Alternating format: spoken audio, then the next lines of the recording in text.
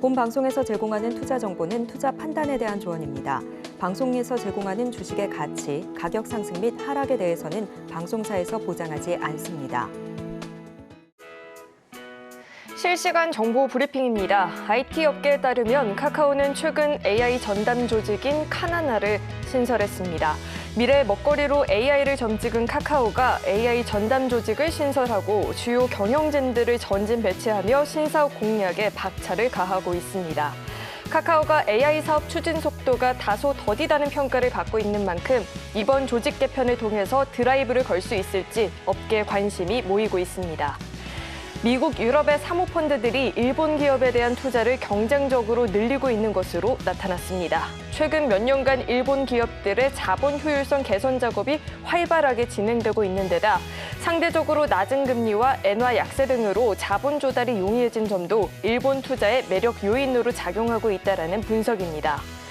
4월 경상수지가 외국인 투자가에게 대한 배당이 늘면서 1년 만에 적자를 나타냈습니다. 이달 초 수출액도 조업일수 감소로 1년 전보다 4% 이상 줄어든 것으로 집계됐습니다. 4월 경상수지가 적자로 돌아선 것은 기업들의 외국인 배당 지급이 크게 늘었기 때문입니다. 4월 배당 소득 수지는 마이너스 35억 8천만 달러로 지난해 4월보다 규모가 확대됐습니다. 적자 규모는 2022년 4월 이후 3년 만에 최대입니다. 카카오의 주가는 올 초 반등을 반짝 보여준 이후에 최근까지도 지지부진한 모습인데요. 신사업에 대해서 힘을 싣고 있는 만큼 추후에 주가를 끌어올릴 수 있을지도 기대감을 갖고 지켜보시면 좋을 것 같습니다.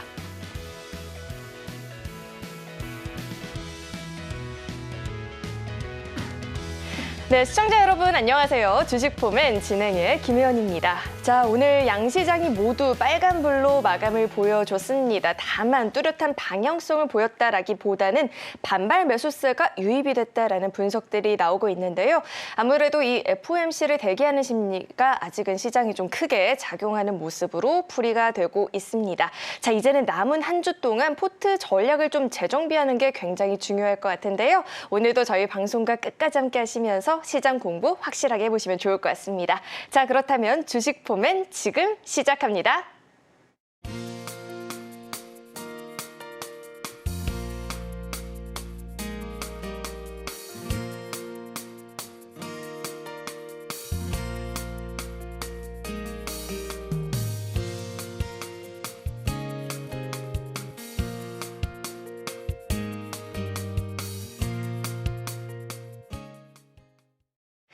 네, 오늘 함께 해주실 전문가님 바로 모셔보도록 하겠습니다. 장자방 전문가님 나와 계십니다. 어서 오세요.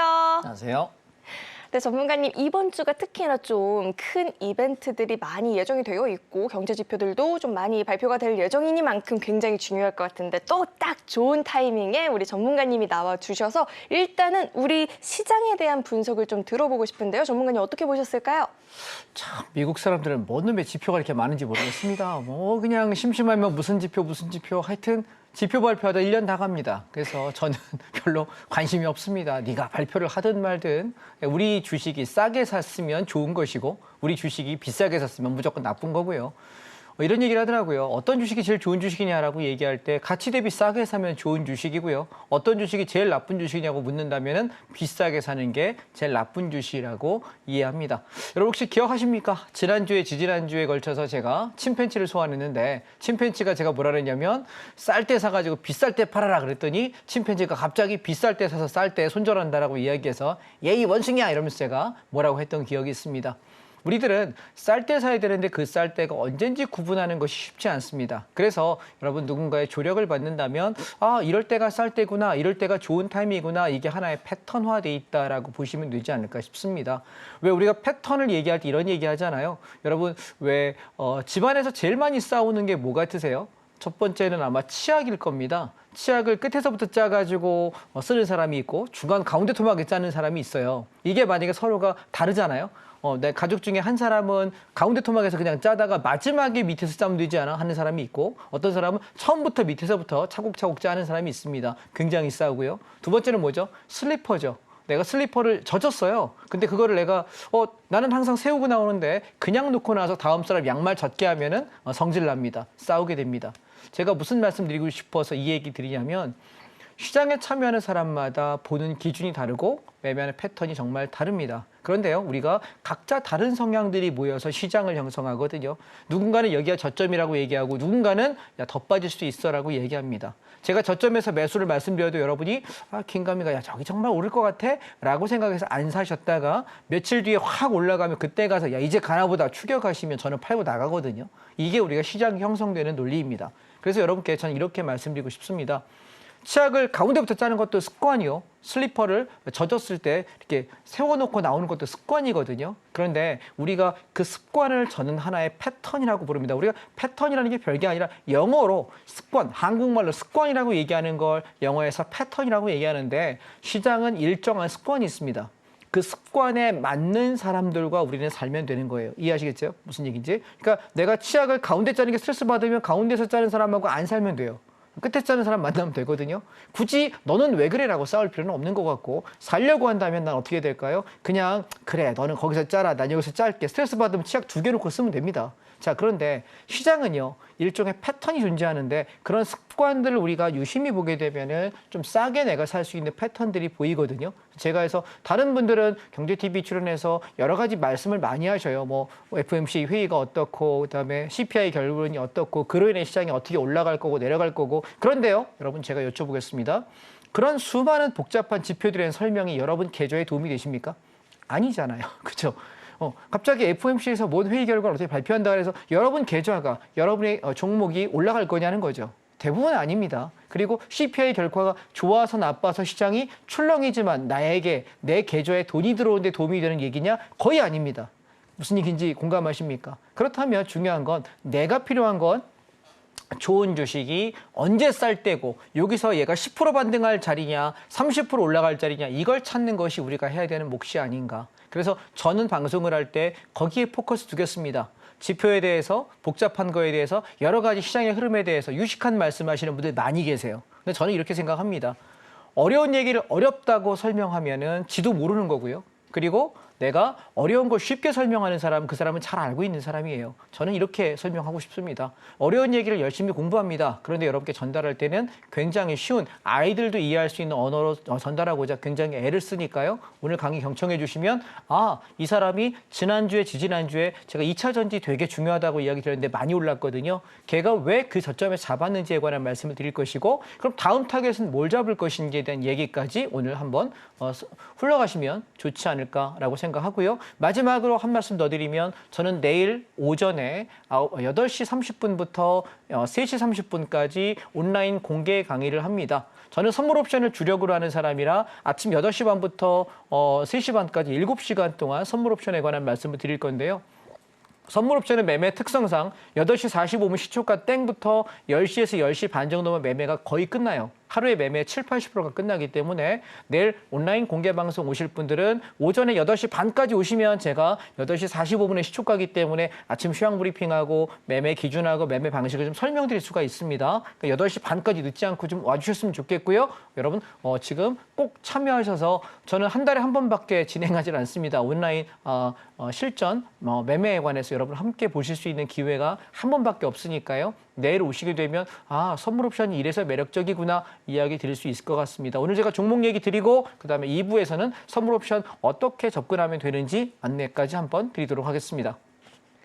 자, 내일은 굉장히 또 중요한 하루가 될 것 같습니다. 한 달에 딱 한 번밖에 없는 오전 8시 반부터 시작해서 우리 전문가님이 선물 옵션 매매를 실제로 좀 어떻게 진행을 하고 있는지 실시간으로 볼 수 있는 무료 공개 방송이 준비가 되어 있으니까요. 우리 전문가님이 정말로 선물 옵션 매매를 통해서 수익을 잘 내고 있는지 두 눈으로 직접 확인을 해보시면 좋을 것 같습니다. 하단을 참고하시면 내일 공개 방송 시청해 볼 수 있으니까요. 하단 꼭 참고해 보시면 좋을 것 같고요. 자, 이어서는 먼저 1부라고 진행을 이야기해 주셨던 종목별에 대해서 이 투자 전략에 대해서 좀 들어보고 싶은데요. 전문가님 어떻게 전략을 잡고 있을까요? 네. 자, 먼저 화면을 좀 보시겠습니다. 이게 어제 날짜의 기사입니다. 어제 날짜 신문에 이런 기사가 있더라고요. 개미들 국내 시장에는 답이 없다. 올해 11조를 순매도했고 미국 주식으로 주식을 이민 가고 있다라는 기사가 하나 떴습니다. 자, 이게 왜 그러냐면 아마 금투세에 관한 부분일 거예요. 지금 민주당에서 금투세를 확정적으로 이야기하면서 무조건 부과하겠다. 예, 부자에 대한 세금이다라고 이야기했는데 사실 굉장히 무식한 소리입니다. 민주당에서 그 얘기를 하시는 분들을 보면 주식이 부자만 한다라고 생각하는 건 쌍팔년도 얘기입니다. 지금 여러분 우리 옆에 계시는 앵커님, 자 부자이신가요? 아, 부자는 아니죠. 주식하십니까? 합니다. 네, 사회초년병이시죠? 네. 네, 그러면 지금 연령대는 제가 여쭤보지 않겠습니다. 예, 자신 그러면- 있습니다. 아, 자신 있습니까? 네. 예, 그럼 몇 살이시죠? 네, 그래요. 비밀입니다. 자, 자신이 책임지지 없었네. 못할 얘기를 자꾸 하네요. 자신이 자, 없었네요. 보시면 이렇게 사회 초년병들이 내가 월급을 받아요. 그러면 내가 만약에 월급 300만 원 받는 사람이라고 합시다. 그런데 이 중에 내가 먹고 쓰고 어쩌고 하다 보면은 보통 한 150만 원, 200만 원은 가져야 생활할 수 있거든요. 그러면 300만 원 받는 사람 기준에 100만 원 이상을 저축하고 있다면 그 사람은 열심히 모으는 사람일 거고 150만 원을 모으는 사람이라면 미래를 위해서 현재를 포기하는 걸 거고요. 200만 원 저축하는 사람이면 거의 최저 생계로 버티는 사람일 거예요. 제가 20대에 그랬거든요. 제가 버는 돈의 50%, 많으면 70%까지 저축하고 거의 최저 생계로 버티면서 종잣돈을 모았습니다. 그렇게 모아서 저는 주식을 했고 그게 성장을 해서 자산이 됐고 그걸 성장해서 부동산을 샀고 그래서 자산을 형성하고 지금까지 이만큼 부를 만든 것 같습니다. 그런데요.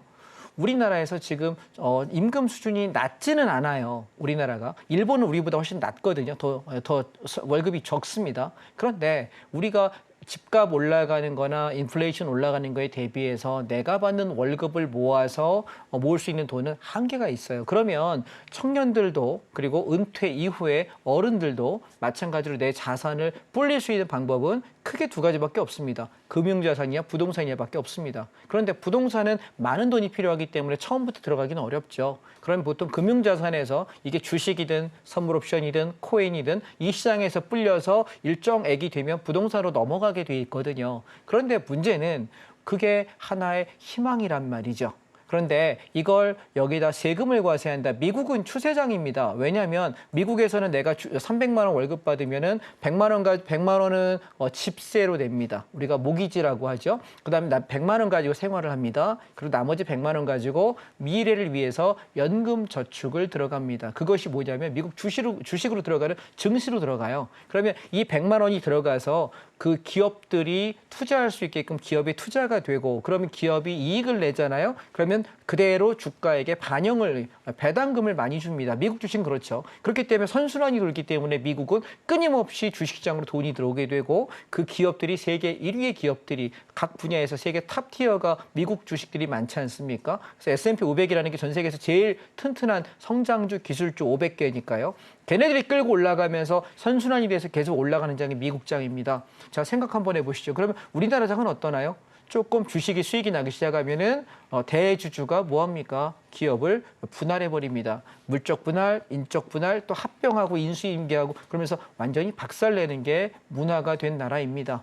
그래서 우리나라 주식은 크게 돈을 벌기가 쉽지 않습니다. 단타 이외에는 어렵다는 생각이고 추격 매수하면 거의 100% 물리게 돼 있는 장입니다. 그런데 우리는 금투세를 받겠다라고 민주당에서 이야기를 합니다. 안타까운 일이죠.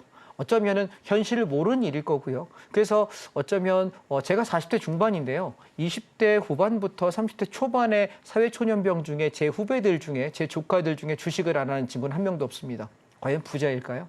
제가 제 나이 또래 친구들도 주식을 안 하는 친구는 거의 없습니다. 과연 부자일까요? 아니요. 이제는 거의 대부분의 사람이 주식은 일상화되어 가는 것 같습니다. 그렇지 않고서는 성장할 방법이 별로 없으니까요. 부동산은 진입장벽 높지 않습니까? 그런데 세금을 매긴답니다. 그러면 여러분 같으면 여러분이 외국인이고 여러분이 돈이 많은 투자자라면 대한민국 주식 늘 단타밖에 움직이지 않는 장에 내가 강하게 투자하겠습니까? 아니요. 안 할 겁니다. 그래서 저는 올 여름까지가 시장의 상승의 끝자락이 아닐까라고 계속해서 1월 달부터 말씀드려 왔고요. 이제 6월 이제 중순을 향해 가고 있습니다. 아마 7월이나 8월 초 정도, 7월 말에서 8월 초 정도면은 상승장은 일단락 되고 우리가 9월, 10월을 맞이하면서 하락을 맞이하지 않을까라고 말씀드리고 싶고요. 그래서 지금은 주식을 우리가 길게 보는 것은 원치 않는다라는 말씀을 저는 드리고 싶습니다. 왜냐하면 우리나라는 삼성전자가 반도체를 끌고 가는 1등 국가였고요. 그다음에 자동차, 현대차 그룹이 끌고 가는 2등 국가입니다. 이 두 개를 제외하고는 글로벌 증시 안에서 우리나라 주식으로 비벼볼 만한 종목이 없습니다. 그런데요, 삼성전자는 TSMC한테 지금 안 되고 있죠. 왜냐하면 반도체는 두 개가 있습니다. 하나는 기억 저장 장치가 있고 하나는 연산 장치가 있습니다. 그런데 대한민국은요, 옛날처럼 계속 기억 저장 장치의 반도체만 잘 만드는 나라입니다. SK 하이닉스와 삼성전자가 그렇습니다. 그런데 대만의 TSMC는요, 연산작용을 할 수 있는 반도체를 만들거든요. 앞으로 AI 로봇은 연산작용이 되는 반도체여야지만 살아남습니다. 그래서 한국의 삼성전자가 지금 계속 뒤처져 가는 것이고, 그러나마 삼성전자보다 오히려 하이닉스나 그다음에 한미반도체가 치고 넘어가는 것은 얘네들은 그거보다 조금 진일보한 걸 만들기 때문에 미래 기대 가치를 주가가 좋은 것이 아닌가라고 생각을 합니다. 자, 정리하겠습니다. 제가 여러분 여기다 어저께 제가 운영하는 방에다 이렇게 글을 썼습니다. 국내 주식은 갈수록 단타장이 될 수밖에 없을 것이고, 조정과 하락할 때만 조정 시에 싸게 샀다가 반등 주면 짧게 먹고 나오는 형식으로 우리는 이런 매매밖에 답이 없을 것 같습니다. 제가 뭐라고 얘기했냐면, 상승하는 구간에서 절대로 추격 매수하지 마세요. 무조건 물리고 무조건 고점 추격이 되니까요. 이번 상승장은 올 여름 정도까지가 아닐까라고 시황까지 아예 글을 써드립니다. 저는 매일매일 이렇게 시황을 올려드리고 있습니다. 그래서 차익 실현 이후에 확보된 현금은 아직 별도 사인 드리기 전까지는 보유하세요라고 이야기 드렸습니다. 제가 여러분 조정시마다 계속 싸게 사가지고 올라올 때 팔아먹고 올라올 때 팔아먹으면서 현금 확보를 상당히 좀 많이 하고 있습니다. 주식 보유 수량이 전체 현금 비중에 저는 25%밖에 되지 않습니다. 현재 75% 현금 확보하고 있는 상태이고, 장이 떨어지면 나는 사겠다라는 생각인데 아직 안 떨어져서 그냥 가지고 있는 것들만 소량 그냥 끌고 가는 상태입니다. 자, 어떤 얘기냐면 우리가 주식을 할 때 제일 중요한 건 시황입니다. 어떤 시황 안에서 내가 주식을 보느냐가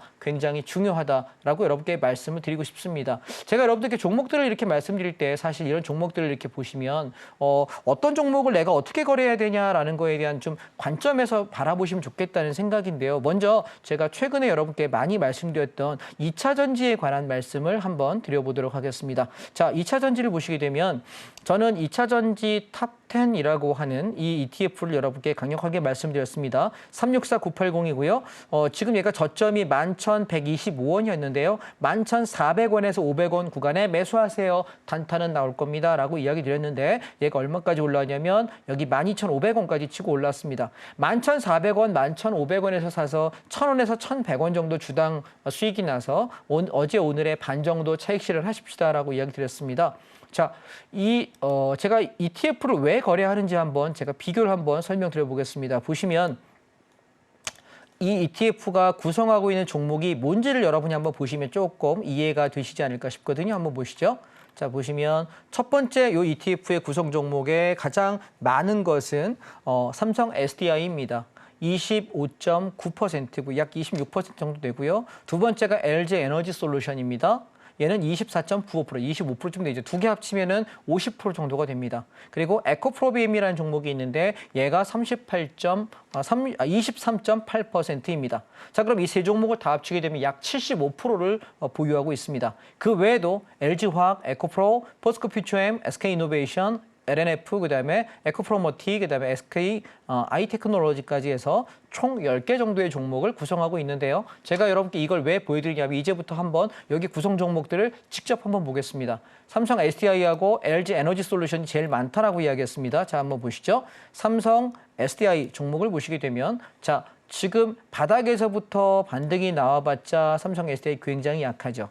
자, 보이시죠? 네, 삼성 SDI입니다. 자, 그 다음에 다음 종목이 LG 에너지 솔루션이었습니다. 자, 보실까요? 얘는 보시게 되면 바닥에서부터 올라오긴 하지만 아까보다 조금 더 올라오기는 합니다. 그런데 반등력이 약합니다. 이해되셨죠? 자, 그 다음에 마지막에 본 게 뭐냐면 요거 에코프로머티입니다. 자, 보시면 흐름 자체가 완전히 다른 거 눈에 보이시나요? 에코프로머티. 얘는 75,000원에서부터 치고 올라와서 137,000원대까지 치고 올라옵니다. 무려 바닥에서 우리가 60% 정도의 수익률을 냅니다. 자, 여러분께 여쭤보겠습니다. 만약 여러분 제가 2차 전지 사세요라고 이야기 드렸던 지난주, 지지난주입니다. 2주간 조정 시에 분할 매수하세요라고 이야기 드렸거든요. 2주 전에 여러분이 이 종목이 뭘로 구성되어 있는지 내가 공부한 사람이라면 여러분 어디에다 집중할 것 같습니까? 한번 여쭤보겠습니다. 다시 한번 보실게요. 얘가 지금 구성 종목을 가만히 여러분 지금 제가 찾는 게 다른 걸 찾는 게 아니라 여러분이 종목을 찾아내는 방식을 설명하는 거예요. 전 이런 식으로 종목을 찾습니다.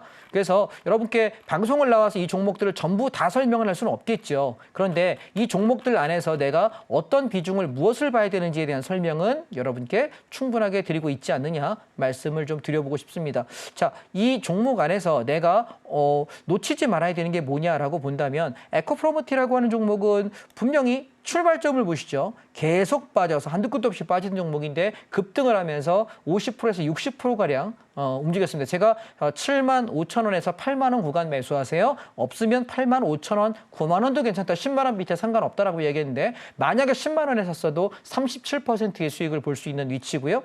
얘가 8만 원대에 샀으면 50% 이상의 수익률을 볼 수 있습니다. 그럼 가만히 한번 생각해 보시죠. 내가 만약 에코프로머티 샀으면 와 50% 60% 돈 많이 벌었겠다. 근데 에너지 솔루션을 샀다면 36만 2천 원에서 지금 36만 원 찍었거든요. 그럼 겨우 11, 2%밖에 못 올랐습니다. 그 다음에 또 보시면 삼성 SDI 보실래요? 얘는 지금 바닥에서 내가 최저점이래봐야 37만 5천 원이고요. 지금 최고점까지 올라와봐야 40만 원이거든요. 얘는 지금 겨우 올라봐야 6, 7%밖에 안 올랐습니다. 여쭤보겠습니다. 여러분 이 세 종목 중에 과연 내가 많이 오르는 에코프로머티라는 종목을 내가 저점에 사서 고를 수 있느냐는 거죠. 우리가 늘 그럴 수 있을까요? 아니요. 저도 못해요. 여러분은 이렇게 못하십니다. 그래서 저는 여러분께 이렇게 말씀드리고 싶은 건 내가 평소에 패턴이라는 걸 공부해 놓고 있다가 어느 순간 내가 이거 괜찮아라고 이야기하면 제가 ETF를 보통 드릴 때 왜 ETF 종목 코드를 드리냐면요. 이 종목에 들어가 보면 여기 구성되어 있는 종목이 내가 뭔지 찾을 수가 있어요. 그러면 여기서 다른 거 다 필요 없고 10개 종목을 다 뒤질 수 있으면 실력이 있는 분이니까 찾으세요. 그런데 그렇지 못하면 최소한 상위의 서너 개 정도는 찾아보세요. SDI, LG에너지솔루션, 에코프로비 이것들 중에서 어떤 놈이 제일 괜찮지? 라는 걸 내가 한번 찾아보는 거죠. 그 중에서 패턴이 괜찮은 놈을 내가 고를 수 있으면 개별 종목 사시면 됩니다. 이해하셨나요? 그런데 내가 이걸 만약에 못하잖아요. 그럼 난 뭐 해야 되냐면 개별 종목이 아니라 나는 뭘 사야 됩니까? 요 ETF를 사시는 걸로 수익이 괜찮다는 거죠. 자, 그러면 제가 여러분께 굳이 왜 우리가 세 개의 주도주 섹터 중에 2차 전지를 말씀드렸는지 한번 살펴보겠습니다. 2차 전지는요. 우리가 지난번에 여기 12,000원에서 12,500원 구간 매수해서 15,000원에 다 팔면서 수익 내고 나와서 여기 쌍바닥으로 12,500원에서 12,000원 구간 사가지고 다시 한번 올라올 때 주당 1,000원 정도 이익을 한번 냈습니다. 그런데 제가 어떤 얘기 드렸냐면 얘가 반등할 때 이 고점까지 넘지 못했기 때문에 얘는 다시 내려온다면 반드시 어떻게 될 거다? 앞전 저점을 붕괴할 거라고 이야기 드렸습니다. 그래서 기다리고 있다가 바닥 잡히고 나서 5월 31일 날 바닥 잡혔거든요. 5월 31일, 6월 1일, 6월 2일, 6월 초 요 3거래일 동안 여러분께 자 바닥이니까 11,400원에서 500원 사세요라고 이야기 드렸고요. 제가 이 종목을 언제도 말씀드렸냐면 온라인 특강을 제가 매달 마지막 주에 하거든요. 토요일 날도 하고 수요일 날도 합니다. 온라인 특강 할 때 제가 여러분 살 거 없으니 이거 한번 단타 쳐보세요. 괜찮을 것 같아요. 라고 굉장히 점잖게 말씀을 드렸습니다. 왜냐하면 여기서 많이 사라고 이야기하기는 저도 부담스럽지 않습니까? 그래서 말씀드렸더니 여기서부터 쭉 치고 올라오면서 2차 전지 올라와서 감사합니다라고 이야기하시더라고요. 자, 흐름을 한번 보시죠.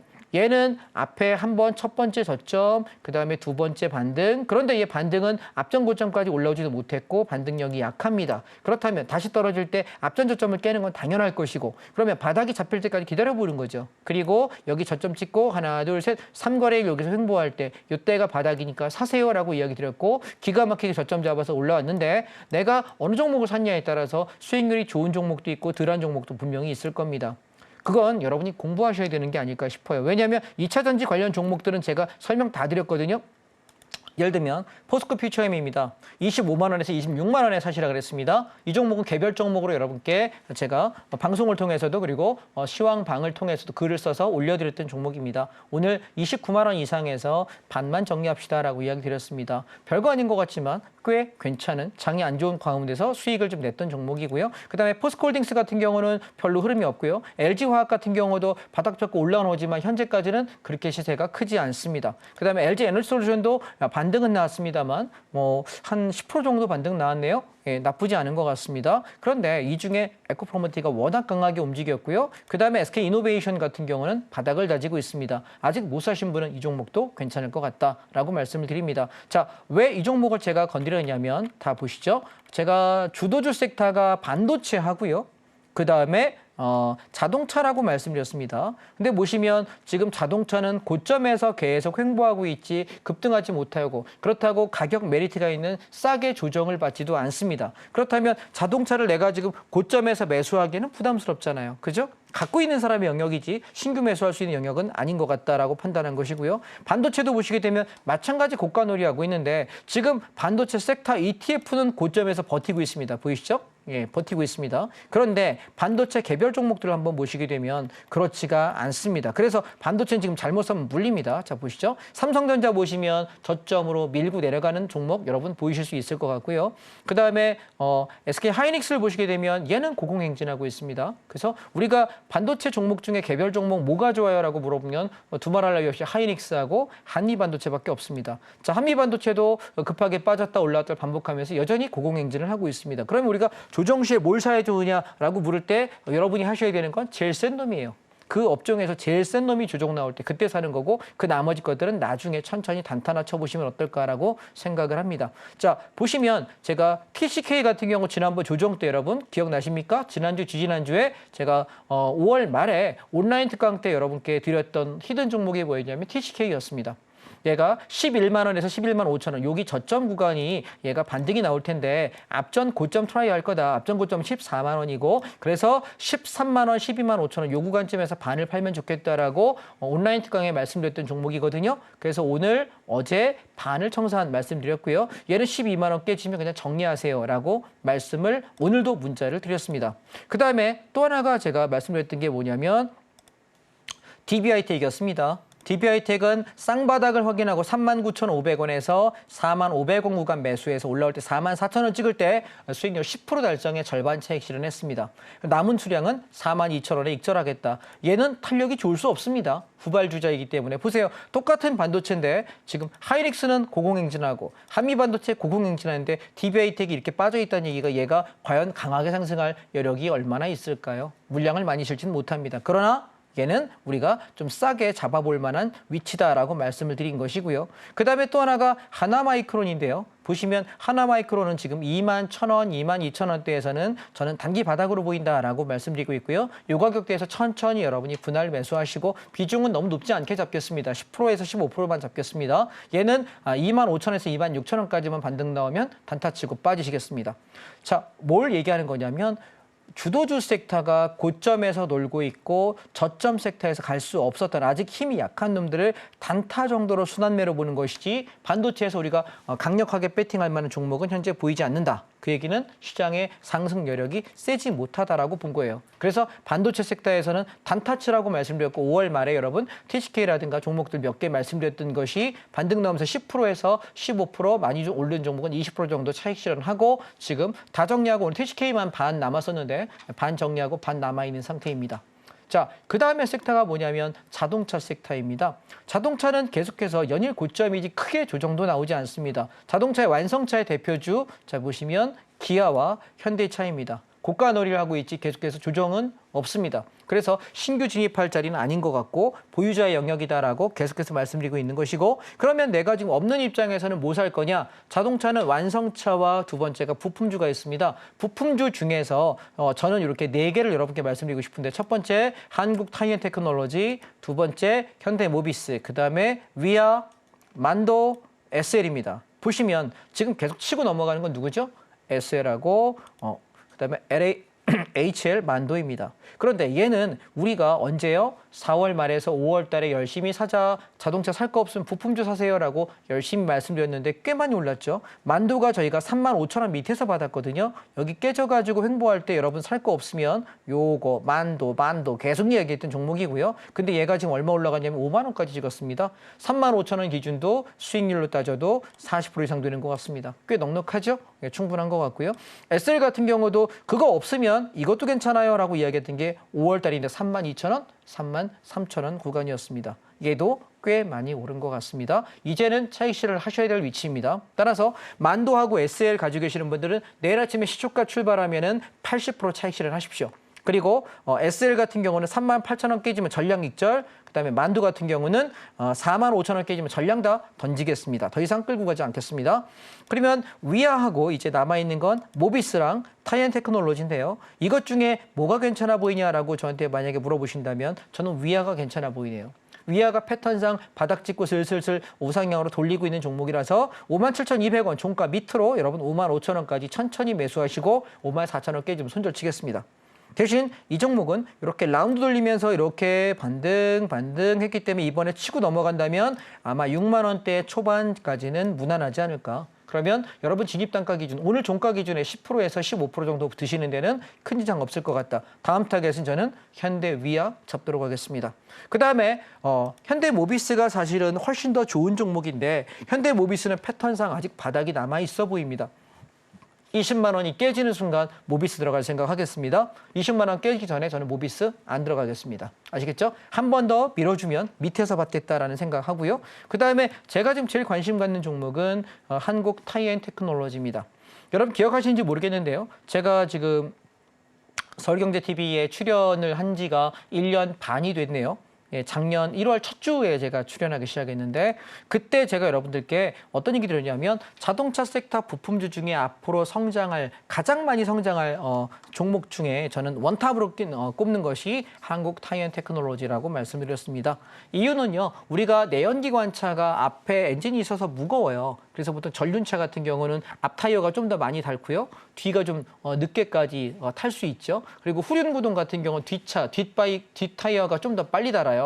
사륜구동은 뭐 다 닳고요. 그런데 우리가 전기차나 이렇게 자율주행차들 같은 경우에는 어느 연구원에서 나왔던 제가 그때 보고서를 읽은 기억이 있는데 통상적으로 내연기관차보다 타이어 소모량이 10%에서 20%가 많대요. 그래서 타이어가 빨리 닳는답니다. 아마 이게 사람이 하는 습관하고 다른 것 같고 그다음에 빠르게 우리가 출발하면서 움직이는 흐름 때문이 아닌가라고 생각이 드는데 그래서 타이어에 대한 소모량이 많기 때문에 우리나라에는 타이어가 2개밖에 없어요. 금호 타이어하고 한국 타이어 2개밖에 없는데 저는 한국 타이어가 훨씬 더 품질이 좋다라고 생각을 하거든요. 그래서 계속해서 밀었던 게 언제냐면 올 초에 32,000원에서 35,000원 구간에서 타이어 얘기를 무지하게 많이 했습니다. 살 거 없으면 이거나 사시라고 계속 이야기했거든요. 기억하십니까? 작년이죠. 예, 작년이죠. 근데 이후에 얼마나 성장했냐면 63,000원까지 올랐습니다. 그러면 제가 말씀드린 자리에서 한 80%에서 90%까지 성장했단 말이에요. 그래서 시세가 좀 일단락 됐다라고 생각합니다. 아직 바닥이 잡혔냐라고 저에게 묻는다면 글쎄요. 아직 바닥은 아닌 것 같습니다. 그런데 얘가 일단 가바닥권을 형성하려고 폼은 잡는 것 같아요. 그래서 아마 1, 2주 안쪽에 얘가 여기서 반등을 한번 한다면 일단 반등 한번 주고 그다음에 또 한번 조정을 할 것 같거든요. 그래서 저는 44,000원대에서는 여러분이 비중을 한 5에서 10%만 조금 한번 입질해 놓으세요라고 이야기 드리고 있는 중이에요. 여러분 참고하시기 바랍니다. 그래서 이 구간에서 한 5에서 10%만 44,000원 밑에서 조금 담아 놓으시고 혹시 떨어지게 되면 밑에서 물량을 잡을 생각이니까 비중 지금 많이 삼지 마시고요.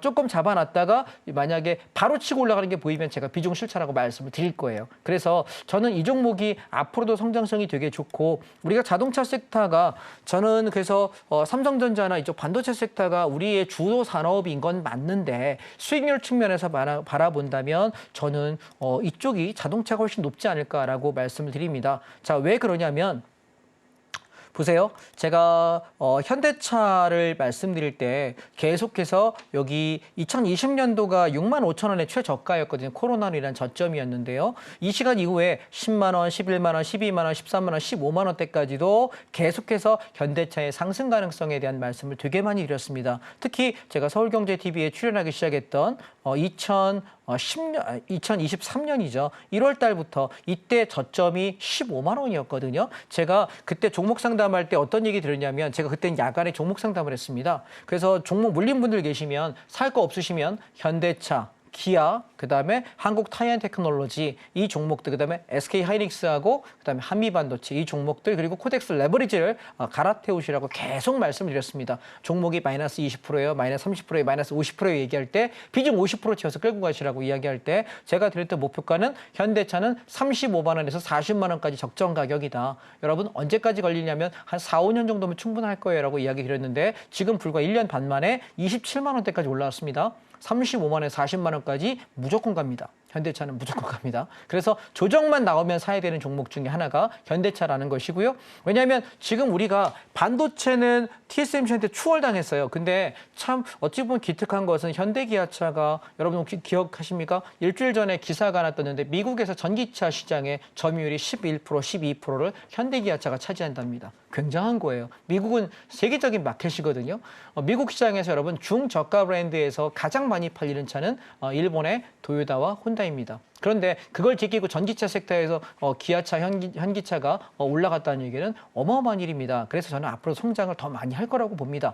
물론 부족한 점도 있겠습니다만 이 회사의 성장 가치는 아직 많다라는 거고 글로벌 탑10 브랜드를 우리가 갖고 있는 거고요. 참 대단한 거는 1950년에 우리나라 전쟁이 있었던 나라잖아요. 불과 수십 년 전에 전쟁을 겪고 아무것도 없던 나라인데 자동차를 만들 줄도 몰랐던 나라인데 우리가 지금 세계 탑10 안에 브랜드를 갖고 있다는 건 대단하다라고 말씀을 드리고요. 거기다가 앞으로 끌고 나가는 전기차 자율주행차 시장 안에서도 상당히 선두그룹 안에 속해 있는 기술을 갖고 있기 때문에 성장성은 무한하다라고 말씀을 드리도록 하겠습니다. 그래서 개인적인 생각은 현대차가 조금 더 엔진 개발에 그리고 자동차 개발에 좀 더 많은 돈을 투자했으면 좋겠다라는 생각입니다.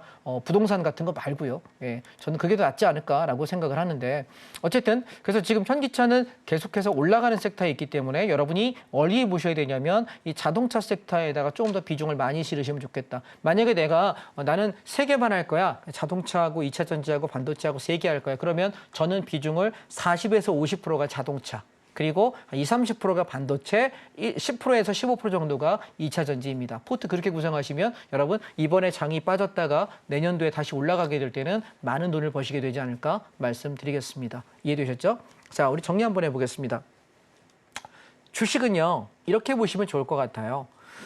내가 주식을 할 때 어떤 종목을 하는 게 좋아요? 라고 물어볼 때 어떤 분이 저는 바이오가 앞으로 신약 개발하니까 굉장히 좋을 것 같다. 어떤 분은 저기 석유가 나온다 그러니까 석유 관련 주식을 사가지고 석유가 나오면 내가 부자가 되면 좋을 것 같다. 갑자기 금광을 캐가지고 대박이 나면 부자가 될 것 같다. 신약 개발한다. 이런 얘기를 자꾸 하세요. 근데 여러분 이렇게 생각해 보세요. 일어나지 않은 그러나 만약에 1%라도 일어난다면 대박이 날 수 있는 그걸 선택하시겠습니까? 아니면 지금 이미 산업으로 안정되어 있는 섹터들이 조금 조정 나오면 샀다가 올라가면 팔았다. 이걸 내가 눈에 보이는 수익을 꾸준하게 취하는 게 나을까요? 저는 후자를 선택합니다. 물론 신약 개발해가지고 대박이 날 수 있겠죠. 갑자기 금광을 캘 수도 있겠죠. 갑자기 석유 시추할 수도 있겠죠. 그런데 그 얼마 안 되는 가능성에 내가 배팅해서 인생을 꽝치는 것보다는 저는 안전한 섹터에서 보겠다는 겁니다. 예를 들어 보세요. 우리가 여행을 합니다. 비행기 타요, 안 타요? 타죠? 대한항공은 우리나라가 국가가 없어지기 전에는 대한항공 국적기는 있을 거란 말이에요. 그러면 대한항공이 싸졌을 때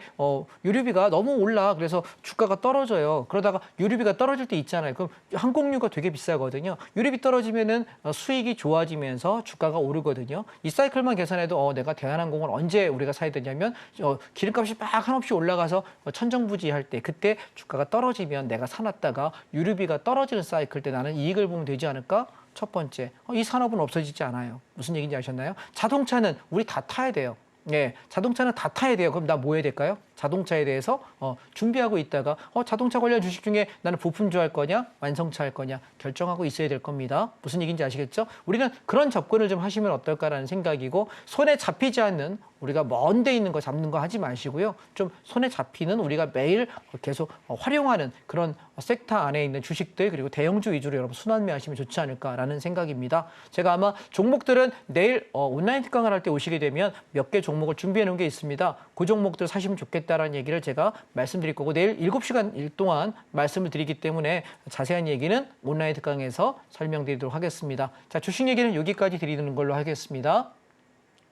자, 온라인 특강 궁금하다 하시는 분들 많이 계실 것 같은데요. 한 달에 한 번밖에 없는 기회이죠. 내일인데 오전 8시 30분부터 시작한다라고 해요. 자, 온라인 특강 중에는요, 선물 옵션 매매하는 방법에 대해서 자세하게 짚어주신다라고 하는데 실시간으로 지켜보시면서 우리 장자방 전문가님께서 정말로 그렇게 전략을 좀 잘 짜고 계신지 한번 직접 두 눈으로 지켜보셔도 좋을 것 같습니다. 자, 아래 하단을 참고하시면 관련한 자세한 내용도 받아볼 수 있으니까요. 하단 꼭 참고해 보시면 좋을 것 같고요. 저희는 이어서 다음 코너 만나보겠습니다.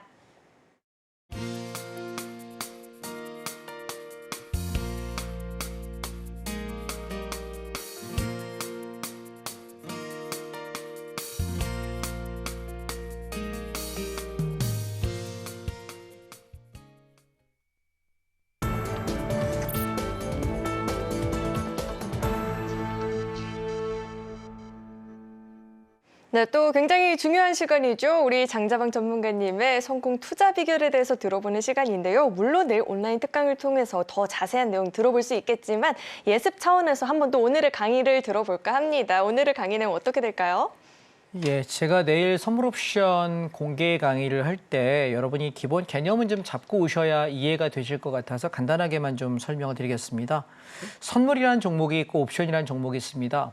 선물이라는 종목도 옵션이라는 종목도 배팅하는 과정은 두 개밖에 없습니다. 상승에 배팅하는 것, 선물 매수와 옵션에서 콜 옵션이고요. 하락에 배팅하는 것, 선물 매도, 그리고 옵션은 풋 옵션이라고 합니다.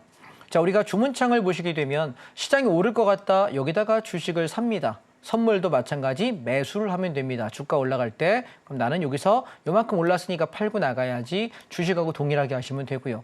반대로 주가가 빠질 때 배팅할 수 있다. 이것이 선물 옵션의 가장 큰 장점인데요. 오늘 많이 빠질 것 같은데 나 20개 매도할게. 근데 얘가 떨어지게 되면 어떻게 수익을 내냐라고 얘기하면 여기다가 나 차익 실현할게라고 주문만 넣어버리면 차익 실현이 됩니다. 간단하죠? 그래서 우리가 주식의 공매도라는 개념으로 생각을 해보신다면 주가가 빠질 때 수익 날 수 있다. 선물의 매도 관점에서 본다라는 걸 기억하시면 되겠고요. 그다음에 차트가 있는데요. 콜옵션하고 풋옵션 차트라는 것이 있습니다. 이건 뭐냐면 왼쪽에 있는 차트가 콜옵션이고요. 오른쪽에 있는 것이 풋옵션인데요. 주가가 오를 때는 콜옵션이 올라가요. 그런데 주가가 빠질 때는 콜옵션이 내려갑니다. 그럼 왼쪽 차트 보시죠. 콜옵션이 내려가네요. 그러면 누가 올라갈까요? 반대쪽에 풋옵션이 가죠. 그러면 풋옵션이 올라간다는 얘기는 주가는 하락한다는 얘기입니다. 오케이? 자, 두 번째입니다. 그 밑에 차트 보시면 얘도 콜옵션 차트이고 얘도 풋옵션 차트인데요. 누가 먼저 죽냐면 풋옵션이 무너지네요.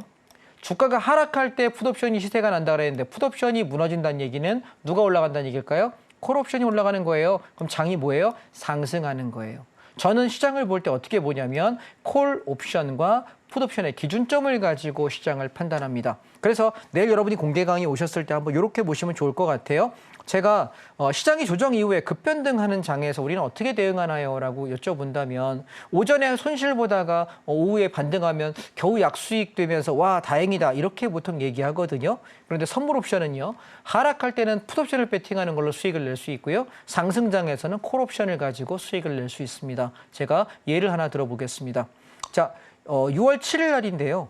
6월 7일 날 시장은 올라가면서 제가 말씀이 아까 봤던 2차 전지죠. 제가 바닥에서 11,400원, 500원 매수하세요라고 이야기하면서 여기서 제가 수익 축하합니다. DB하이텍하고 2차 전지 반을 팔을게요라고 이렇게 문자를 여러분께 드렸고요. 특히 포스코홀딩스 수익 10% 감사합니다라는 글이 여기 올라와 있네요. 자, 보시면 주가가 오를 때는 주식으로 돈을 벌면 돼요. 그런데 선물 옵션하고 차이점을 한번 보겠습니다. 전날 대비 갭상승해서 아침에 왕창 오르고 눌렀습니다. 자, 보시죠. 올라가는 패턴 하나와 내려가는 파동 두 개가 있습니다. 우리가 아침에 주식은 내가 사가지고 아무리 많이 올라가 봐야 상한가가 30%가 당일 올라갈 수 있는 한계치입니다. 그런데 콜옵션은 어땠냐면 저점부터 시작해서 고점까지 400%가 났습니다. 여러분 생각해 보세요. 내가 원금의 30% 상한가를 내가 먹어야 겨우 30%인데 콜옵션은 와 올라갈 때 400%가 난다고 수익률이 엄청나게 많이 나죠.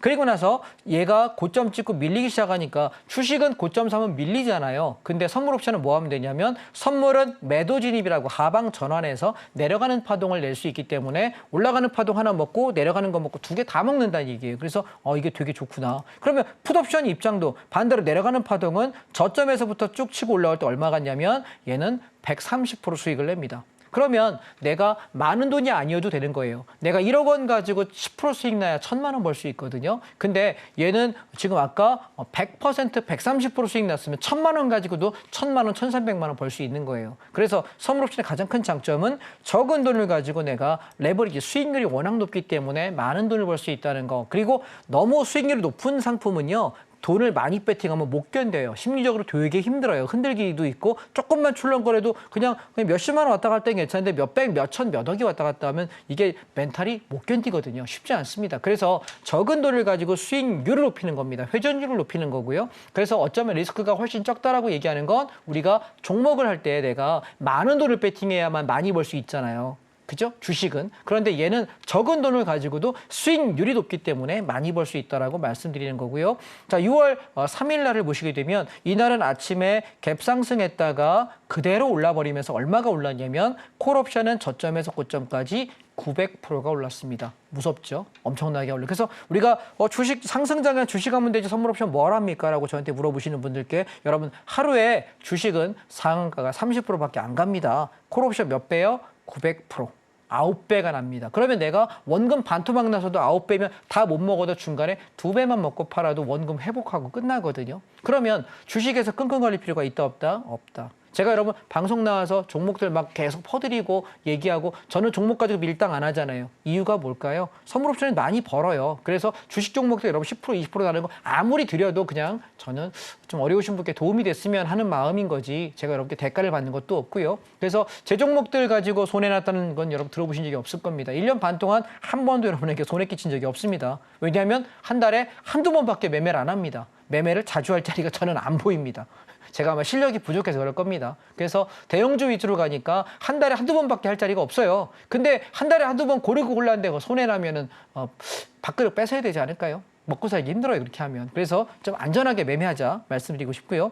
그러면 5월 23일 날 하락장을 한번 보시게 되면 시장이 어때요? 장이 아침과 동시에 확 빠집니다. 주식은 손해날 수 있지 않습니까? 이때 풋옵션은 어떠냐면 저점에 0.3짜리가 1.5까지 갑니다. 몇 배? 5배. 몇 배? 5배. 장 하락하는데 남들은 우와씨 장 빠져서 큰일 났다 할 때 나는 뭐 할 수 있다? 선물 매도로 그리고 풋옵션으로 시세가 엄청나게 납니다. 내일장 아마 여러분 공개 강의 오셔서 보시면 실제 수익률이 어마어마한 걸 눈에 보이실 거예요. 그리고 바닥 잡고 나서부터 올라왔는데 이 상승 전환이 1시간 반을 애먹이다 올라왔거든요. 급등했는데 저점에서부터 700%가 올랐습니다. 700%. 그래서 아마 제 생각에는 내일장의 가장 유사한 패턴은 요 5월 23일 패턴이 제일 유사하지 않을까라고 생각을 합니다. 그래서 내일 여러분 제가 온라인 특강하는데요. 특강에 오셔요. 오셔가지고 저 사람 맨날 수익 난다고 얘기하는데 진짜 수익 나는지 안 나는지 여러분이 한번 보세요. 그리고 만약에 손해보잖아요. 얼레리 꼴레리 놀리세요. 너는 맨날 수익 난다며 확 똑바로 안 해 이러면서 놀리셔도 돼요. 제가 감내하겠습니다. 그 대신에 수익 나면 너 잘한다 칭찬해 주시고 잘합니다 얘기해 주시면 제가 감사한 마음으로 열심히 또 강의하고 하도록 하겠습니다. 아시겠죠? 그 내일은 좀 재밌게 제가 까불 겁니다. 여기서는 좀 점잖 떨고 이야기하는데 온라인 강의할 때 좀 까불면서 합니다. 그래서 좀 즐겁게 7시간 동안 함께 매매하시면 좋고요. 그리고 함께 보시면서 종목들도 괜찮은 것들이 있으면 잡아드리고 할 테니까 내일 오전에 8시 반부터 오후 3시 반까지 저와 함께 7시간 동안 풀타임 함께 하시면 도움이 좀 되지 않을까 싶습니다. 온라인 특강 여러분 들어오셔서 내일 오전에 함께 하도록 하겠습니다. 저는 오늘 여기까지 하겠습니다. 자, 온라인 특강 궁금하다 하시는 분들 관전 포인트가 굉장히 많이 준비되어 있을 것 같으니까요. 아래 하단을 참고하시고 우리 장자방 전문가님의 선물 옵션 매매 강의를 자세하게 들어보시면 좋을 것 같습니다. 자, 이어서는 오늘 방송의 핵심 내용 저희가 정리해 봤으니까요. 화면 통해서 내용 만나보시죠.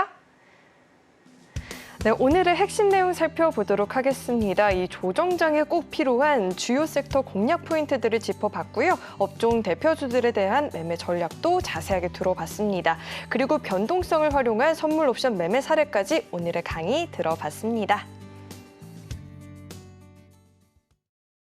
오늘 저희가 준비한 소식은 여기까지이고요. 오늘도 저희 방송 알차게 채워주신 우리 장자방 전문가님과는 여기서 인사 나누도록 하겠습니다. 오늘 말씀 고맙습니다.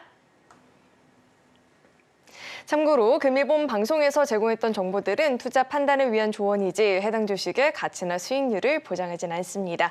또 서울경제TV는 자본시장 통합법을 준수하고 있습니다. 1:1 투자 상담이나 유사 수신 행위는 모든 불법 사항을 엄중히 금지하고 있고요. 아울러 서울경제TV와 서울경제신문은 당사의 브랜드입니다. 최근 당사를 사칭한 피해가 늘어나고 있으니까요. 이 점도 각별히 유의해 보시길 바라겠습니다. 네, 오늘 저희가 준비한 소식은 여기까지이고요. 오늘도 저희 방송 끝까지 함께해 주신 여러분 고맙습니다.